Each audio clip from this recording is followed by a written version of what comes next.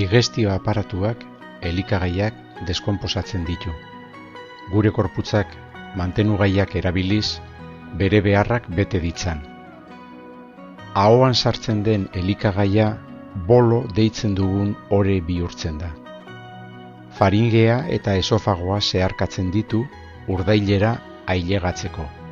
Urdailean, boloa urin gastrikoekin nahasten da eta kimo izeneko ai bihurtzen da.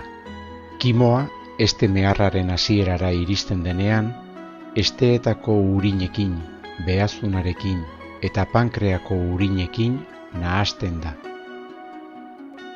Ondoren, este meharra zeharkatzen duen artean, mantenugaiak odolera pasatzen dira, eta odolari esker gure gorputzeko atal guztietara ailegatuko dira.